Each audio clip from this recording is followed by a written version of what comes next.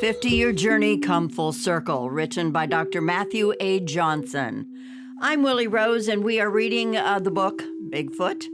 Chapter 17 is on tap right now with multiple eyewitness testimonies. Eyewitness testimony is a legal term. It refers to an account given by people of an event they have witnessed. For example, they may be required to give a description at a trial of a robbery or a road accident someone has seen. This includes identification of perpetrators, details of the crime scene, etc. You can find that in simplypsychology.com. When it comes to the Bigfoot Forest People phenomena, eyewitness testimonies are greatly relied upon as important data to support or back up the circumstantial evidence. Just look at various Bigfoot investigation websites on the internet. They will list numerous eyewitness sightings, classify them, and then supplement the reports with a Bigfoot investigator who has gone into the area afterwards to confirm the reported sighting through the collection of circumstantial evidence, for example, footprints, handprints, hair samples, etc. In short, a solid and credible eyewitness combined with circumstantial evidence is a hard case to refute. Over the past 5 decades, the kingdom of Bigfootdom has been built, brick by brick, upon this simple truth: eyewitness testimonies plus circumstantial evidence.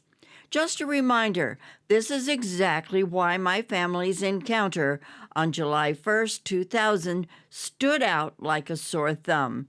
An entire family experienced an encounter. A psychologist saw the Bigfoot Forest Person, and a National Park ranger found circumstantial evidence 2 days later. The credibility of my family, my credentials as a psychologist, and the confirmation of Ranger John Roth was very hard to dispute. That's why the media was all over my family's encounter like a cat on catnip. Now, I'm smart enough to realize that the testimonies from multiple witnesses far surpasses the testimonies of the few or the one. Therefore, when I began to conduct my research in the Southern Oregon Research Area, or SORA, which eventually changed to the Southern Oregon Habituation Area, SOHA, I knew that my individual testimony of the results that I was starting to glean from my research approach was not going to be enough to appease the skeptics. In other words, anyone can go out into the forest and make all kinds of claims, but if they're the only one experiencing those events, then it's easy for the masses to write them off as crazy or a hoaxer. Therefore, over a 10-year period of time, I managed to bring over 40 witnesses with me to SOHA. Either we're all crazy, or we're all liars, or we're all telling the truth. Likewise, if you want to establish credibility as a Bigfoot Forest People researcher, it's not enough to go out there by yourself, experience them, and then come back and report your data. Once again, you can be written off as crazy or a hoaxer. However, when you go to the great lengths to document your research, as I have done, and I still do, utilizing multiple eyewitness testimonies, then it's harder for others to blow off your results. I brought people out with me who are teachers, principals, attorneys, janitors, hairstylists, policemen, businessmen, avid hunters, military personnel, engineers, grocers, artists, investigators, computer technicians, pastors, mental health clinicians, music DJs, financial planners, TV personalities, etc. Most have testified publicly about their experiences with me up in the mountains via my YouTube.com channel. Just go to youtube.com, type in Team Squatchin USA, and you'll come across over 150 videos to watch and learn from. Many of those videos include eyewitness testimonies from SOHA and SOYA. I would like to share with you how I went about screening individuals to join me in my research area. It's very important that you don't just bring anyone along with you. First things first, do not bring anyone along with you who reeks of negativity. If they're dark on the inside, constantly treat others rudely and disrespectfully, and all they care about is themselves, I guarantee you that the Bigfoot Forest people will spot them a mile away and have nothing to do with them. They don't like a-holes. In a couple of cases over the years, I've had people ask me to provide them with some consultation in order to assist them in improving the possibility of success in their research area. I always have them openly and honestly tell me about their research team members. Then, if necessary, I'll hone in on an individual team member who is coming across to me as a potential a-hole. If my suspicions are confirmed, I'll tell them to cut the a-hole off of their team. Those who listen to me and have followed through with my advice started to see improvement in interactions almost immediately. Those who ignored my advice continued to experience very little, if anything at all, in their research areas. In one case in the Midwest, a gentleman who ignored my advice at first because the guy that I identified as the proverbial a-hole on his team was his best friend, eventually cut his best friend off of his research team. As a result, he noticed an increase in visuals and interactions almost immediately. I don't care if the a-hole on your research team is your best friend or spouse. Either they change their ways or you cut them from the team if you want to experience results. Serious Bigfooting is not about going out into the woods to have a fun time with your friends. Rather, it's about doing anything and everything to increase the likelihood of experiencing increased sightings and interactions. If you have to cut someone from the team, then cut them from the team. You can spend fun times with them doing other things besides Bigfooting with them. Next, I screen for people to accompany me to my research area who are, number 1, kind, with number 2, good hearts, and number 3, open minds. They also have to be teachable and willing to submit to my protocol. If you have established a successful protocol in your research area and are experiencing the Bigfoot Forest people multiple times, why would you risk bringing someone out with you who thinks they know it all and who's unteachable? They will set your research success backwards.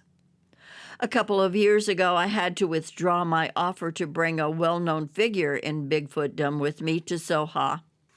I had been pestered for years to bring this gentleman to Soha with me. However, when it came time for me to vet him like I do everyone else who comes to Soha with me, this person became offended. They thought that they should be able to come to Soha simply because of who they were and their status in the kingdom of Bigfootdom. I was left with no other choice but to inform this person that they weren't going to be able to come along. He most definitely did not have a teachable spirit about him. The next thing that I would do when it came to inviting potential eyewitnesses to Soha, I would have them sign a non-disclosure agreement, an NDA. Contrary to the rumors that the trolls in Bigfootdom were spreading, the NDA did not prevent anyone from talking about their experiences in Soha. Why on God's green earth would I invite multiple witnesses to Soha and then prohibit them from talking about their experiences while being there with me? That doesn't make any sense at all. Instead, the NDA encouraged them to talk about their experiences at Soha.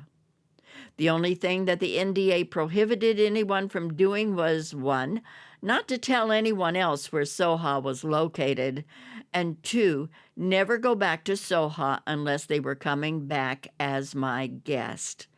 Oh yes, plus I got their firstborn child. Oh! Okay. I always explained my protocol to my potential guests and told them that they would follow it to the letter of the law, or I would escort them off the mountain and that they would never be welcomed back. This included no alcohol or drugs, peeing and pooping only in the identified areas, smoking in the designated spaces, no fires or lights, and absolutely no freaking out aloud. I always had to chuckle when individuals would respond to me with, "Freak out about what?" I would tell them all of the potential things that they could see or experience while in Soha, including waking up in the middle of the night to a Bigfoot Forest Person right next to their cot. As I just said, they were told that they could not freak out. I would tell them that they were to act like they were a Navy SEAL and that they were as strong as steel. Almost everyone who comes with me is totally scared to death on their first night to my research area. It's kind of cute. When they wake up the next morning, I'll look at them and ask if they're alive. Naturally, they respond to me with a yes and ask me why. I just remind them that the Bigfoot Forest people surrounded us last night, and that's important data to note that absolutely no one woke up dead in the morning. They get my point and manage to relax much more during their second and third nights to my research area. Finally, I require my attendees to speak out about their experiences when they come to my research area. Multiple witness testimonies that all see, experience, and say the same things over and over again provide some serious credibility to my research methods and results. Their eyewitness testimony is especially compelling when combined with circumstantial evidence. Most of my multiple eyewitnesses have been willing to give their testimonies via my YouTube videos. Please watch them in order from the oldest video first to the newest video last. Afterwards, they have talked with their family and friends about what they experience in Soha, as well as participated in group discussions via my Team Squatchin USA Facebook group page. Finally, several of them have provided written testimonies which you can read at the end of the book. However, every once in a while, I'll run into individuals who hesitate to testify publicly out of fear of retaliation from others. In other words, the kingdom of Bigfootdom can be very political, and there are people out there who don't want to hear the truth, nor do they want others validating the truth that I am sharing with the world. For example, initially, Ron Moorhead and his fiancée, Carrie Campbell, didn't want to testify publicly about coming to my research area, nor share what they experienced in Soya. Ron is well known and connected in Bigfootdom, and he feared that some individuals might shun him or get on his case for hanging out with me and verifying my research results. Eventually, he spoke up and even submitted a write-up for my book. Thank you very much, Ron and Carrie. Another example would be my third child, Micah. He came to my research area with me twice during the 2016 research season and was totally blown away. He told me that it turned out that his dad wasn't crazy after all. I needed to hear my son say that. Nevertheless, he wanted me to delay any public mentioning of his coming to my research area because he needed some time to process everything before he was willing to go public with his experiences. Micah plans to return to Soya in the future. Finally, I brought a world-renowned cryptozoologist to Soha with me, and he was so overwhelmed by what he experienced that he didn't want to tell anyone anything for fear of public ridicule. I'll discuss our out-of-this-world experience in the next chapter. In conclusion, there's absolutely nothing wrong with you going out into your own area and keeping your experiences private. In that case, you're not going to share your data with others, nor are you trying to educate the world. Keep on squatching in privacy. On the other hand, if your goal is to share your data with others and you want to help educate the world about the Bigfoot Forest People phenomena, you're going to need to collect circumstantial evidence, and you're going to need to supplement it with a whole lot of credible eyewitness testimonies. There's truth to be found in the multitude of eyewitnesses, especially when combined with a whole lot of circumstantial evidence. The skeptics can doubt or disbelieve you, but they're much less likely to successfully deny information provided by a whole bunch of credible eyewitnesses. That's the end of chapter 17. And next, we'll go on to chapter 18, called Throwing in the Towel. You're listening to the reading of Bigfoot, a 50-year journey come full circle, written by Dr. Matthew A. Johnson. I'm Willie Rose.